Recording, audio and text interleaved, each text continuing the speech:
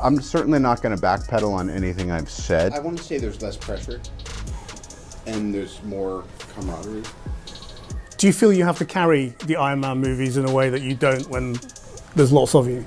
It just comes down, it's just a matter of schedule. I mean, you know, when you're in every shot of something, you know what I mean? Well, it's kind of like doing your own show.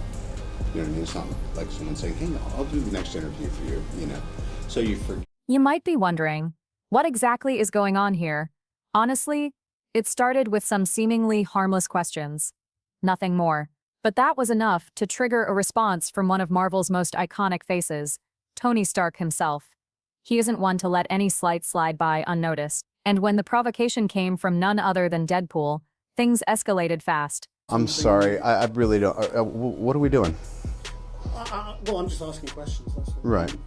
Okay. Bye. What's about to be shared is not some staged mishap or promotional stunt. This isn't one of those scripted leaks, designed to get clicks. No, this is something far more intense, something that's already sent shockwaves through the Marvel fanbase and the wider film industry alike. Behind-the-scenes footage has now surfaced that shows something fans never thought they'd see, a full-blown clash between two of Marvel's biggest stars, Robert Downey Jr.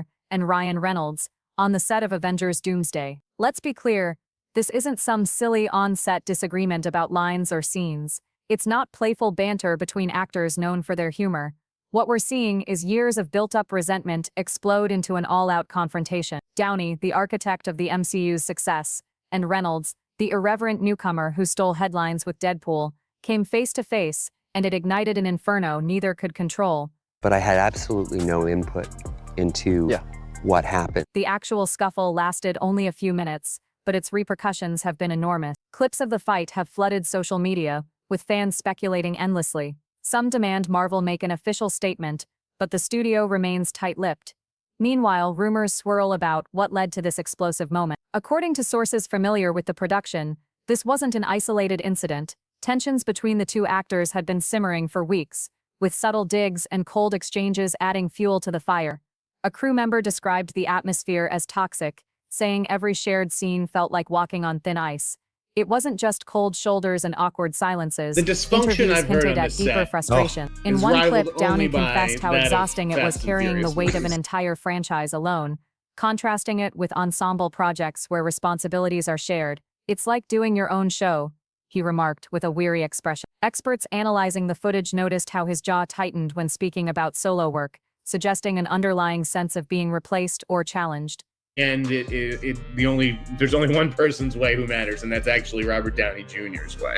Enter Reynolds, master of improvisation and a natural scene stealer. Sources claim he would casually rewrite lines during takes, making Downey's rehearsed dialogue feel outdated. One particularly vicious moment reportedly involved Reynolds cracking a joke about old dogs learning new tricks, right after Downey delivered a serious line as Dr. Doom. Photographers even observed Reynolds breaking character during crucial takes, forcing multiple reshoots and driving the crew into chaos. What looked like playful mischief was, in fact, strategic undermining, a way for Reynolds to assert dominance without seeming openly confrontational. The resulting stress led to shouting matches, crew members stepping in to separate the actors, and even security footage showing Reynolds smirking as Downey stormed off set. This fallout has shattered fans' perception. Many had seen Downey as the face of Marvel professionalism, sober, disciplined, and the franchise's moral compass. After his celebrated farewell in Endgame, fans assumed he'd retired content with his legacy. Instead, Marvel dragged him back as Dr. Doom, a casting choice that left even diehard supporters scratching their heads. Reynolds, known for lampooning sacred traditions, saw an opening. He wasn't just challenging Downey, he was attacking the very mythology that surrounded him. In a recent interview, Reynolds teased that Deadpool would definitely joke about Robert Downey Jr. playing Doom. That wasn't offhand banter, it was a declaration of intent, signaling he planned to take shots at Downey's return with cameras rolling. Psychologists specializing in on-set behavior warn that actors often bring their characters' tensions into real life. Downey, embodying the ruthless Dr. Doom, likely felt personally threatened by Reynolds' anarchic energy. Meanwhile, Reynolds, playing Deadpool, Marvel's lovable troublemaker, probably viewed Downey's gravitas as easy pickings for humor. This isn't merely a celebrity spat, it's a symptom of a larger systemic breakdown. Marvel's legendary set discipline, once meticulously maintained under Kevin Feige's leadership, appears to be unraveling. With cracks widening, tensions are spilling over into public view. Reactions online have been merciless. Hashtags like Team Downey and Team Reynolds have dominated global trends, with fans splitting along ideological lines. Some view Downey as the guardian of tradition, while others cheer Reynolds as the rebellious force bringing fresh life to stale superhero tropes. And here's the dark twist. Some believe Marvel orchestrated this drama deliberately. Superhero fatigue has been a looming threat, and what better way to reignite interest than real, unscripted conflict between beloved stars? Hollywood's appetite for manufactured controversy is well documented. If pushing actors to their breaking point brings ratings and headlines, why not exploit it? Sources say Downey's stress has intensified. He reportedly now arrives on set with a private security team, not to ward off fans but to shield himself from Reynolds. On the other hand, Reynolds reportedly makes sly jokes about grumpy old Iron Men, taking every opportunity to needle his co-star. What's being exposed here isn't just a clash of personalities, it's the slow disintegration of the Marvel dream, the narrative that these actors were a close-knit family. The film industry's corporate machinery has ground away the friendships, replacing them with competition, insecurity, and fear. This fight might just be the beginning. What happened off-camera after the fight, the personal vendettas and strategic sabotage, threatens to pull Marvel's biggest film into chaos. The question isn't whether this will affect Avengers Doomsday, but how far this rift will go before the entire MCU empire begins to crumble. The atmosphere on set was so tense that it felt suffocating. Crew members described it as a room filled with hostility, where even the smallest remark could ignite another explosion.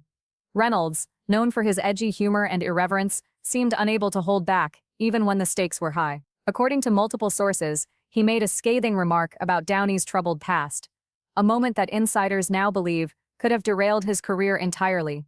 Though not explicit, the insult referenced Downey's well-documented battles with substance abuse in the 90s and early 2000s. The exact wording varied, but the consensus among witnesses pointed to something chillingly similar to, "At least when I mess up a take, I'm not messed up during it."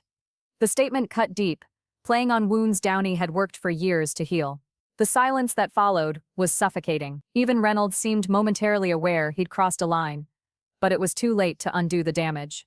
For Downey, those struggles weren't just part of his backstory, they were a defining chapter of his life. Time spent in rehab, lost roles, and years of personal turmoil had nearly ended his career before he rebuilt himself from scratch. The trauma wasn't something he could compartmentalize easily. Witnesses recounted how his face drained of color before flushing red with fury. His hands trembled, not from fear but from rage, barely held in check. For a brief, terrifying moment, those present feared he might throw a punch. Instead, Downey retaliated with devastating precision. His voice, cold and calculated, cut through the silence. "That's the difference between us, Ryan.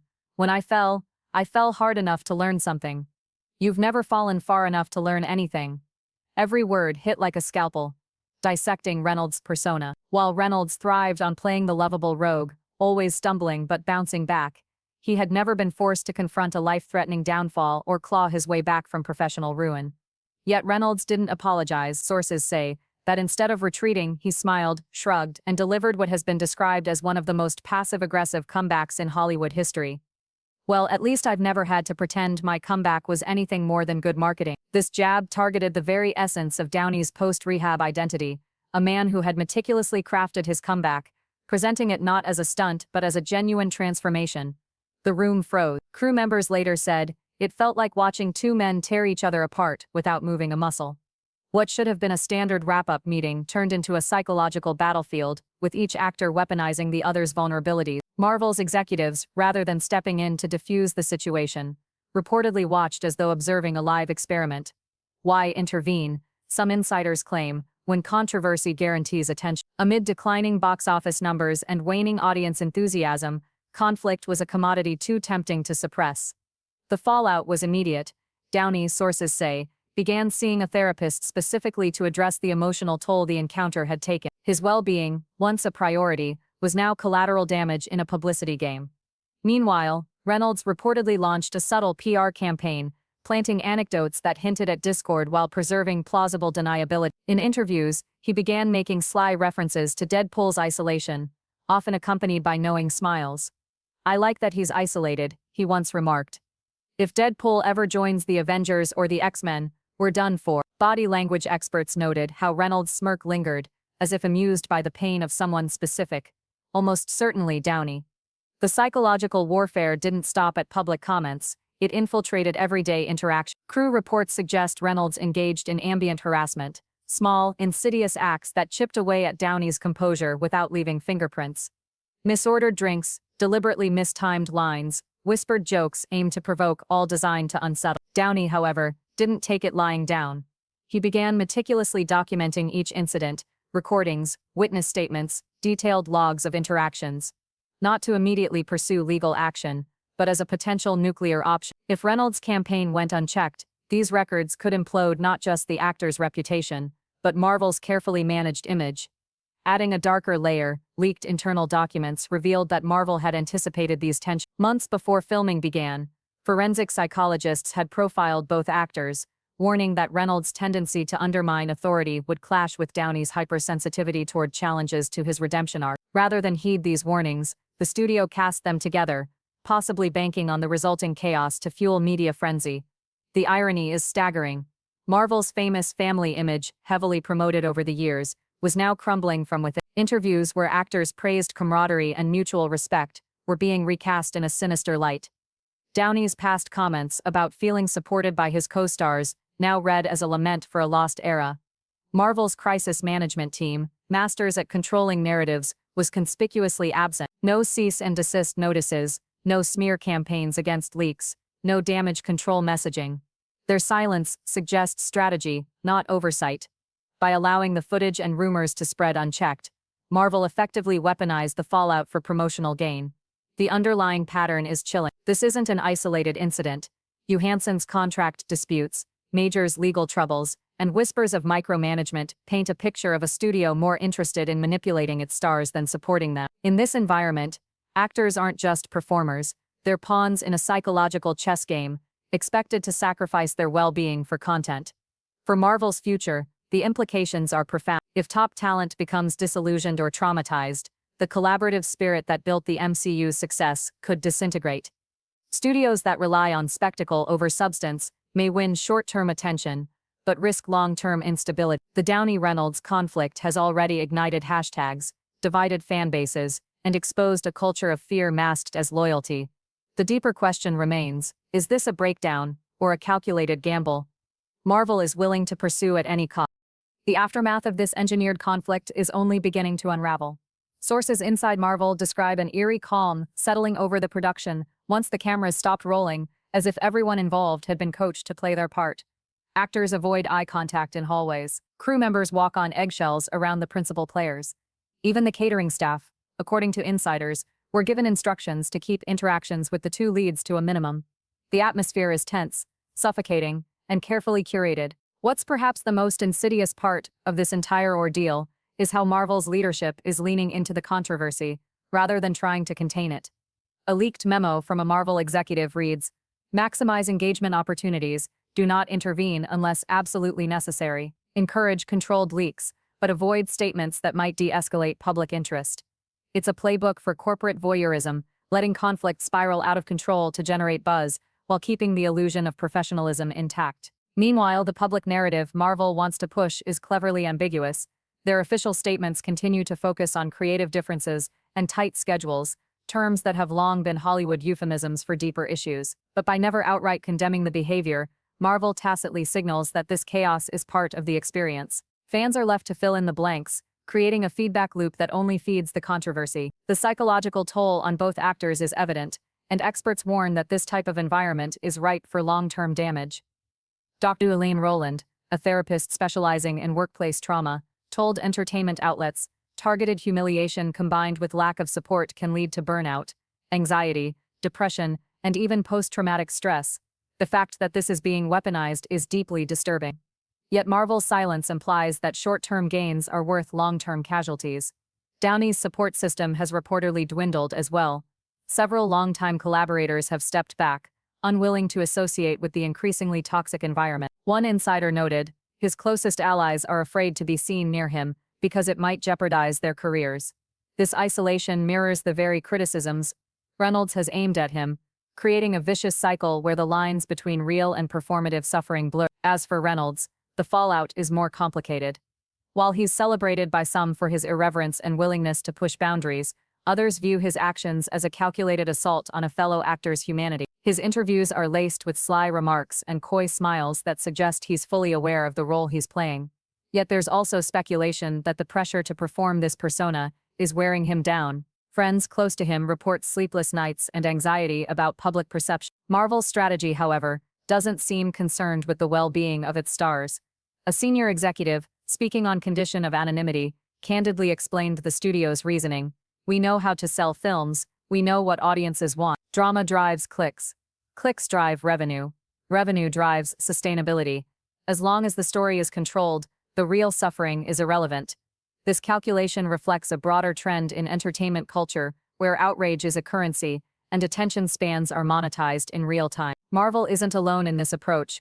Other major studios are rumored to be experimenting with similar tactics, but the sheer scale of Marvel's influence magnifies the ethical implication. Already, social media influencers have capitalized on the controversy, producing reaction videos, speculative analyses, and breaking news threads that churn endlessly through platforms like TikTok, Twitter, and Instagram. Algorithms favor sensational content, meaning posts about the fight garner exponentially more engagement than traditional film promotions. Marvel's PR team reportedly monitors this activity around the clock, adjusting messaging and timing to maximize exposure. The lines between fact and fiction are dissolving, and fans are complicit. Many justify their obsession with the drama as getting the real story or exposing Hollywood's secrets.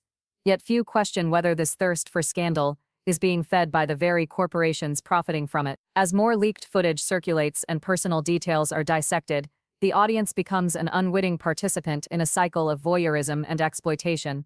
Meanwhile, legal experts weigh in on the precarious position this scandal places Marvel in. One entertainment lawyer pointed out that should Downey decide to file a suit, citing mental health damages or hostile workplace conditions, the studio could face severe backlash, including loss of contracts and a public relations nightmare. "They're walking a tightrope," the lawyers. "One wrong move and this could spiral into a case that forces the industry to reevaluate how talent is treated." Marvel's reluctance to intervene speaks volumes about their priorities. They know that as long as the spectacle continues, profits roll in. Yet they're also aware that pushing the actors too far risks collapse. It's a dangerous game where the line between entertainment and abuse has vanished. Some industry insiders believe this scandal marks a turning point, not just for Marvel, but for Hollywood at large. Studios that have long prioritized box office numbers over human decency may soon be forced to confront the consequences. Audience advocacy groups are already calling for greater protections, mental health resources, and transparent working conditions on Whether those efforts will be successful remains uncertain, but the fact that such conversations are now unavoidable is a sign that the industry's golden era may be coming to an end. As Avengers Doomsday prepares for release, speculation about the future grows. Will Marvel double down on this strategy, pushing their stars further into the abyss? Or will they course correct, recognizing that exploitation can only go so far before it destroys the very foundation of their brand? For now, the silence remains deafening. In the end, this scandal isn't just about two actors at odds. It's about the systemic rot that allows such exploitation to occur, the corporate strategies that prioritize spectacle over humanity, and the audience complicity that fuels it. Avengers Doomsday may be Hollywood's most anticipated blockbuster, but it's also its darkest mirror.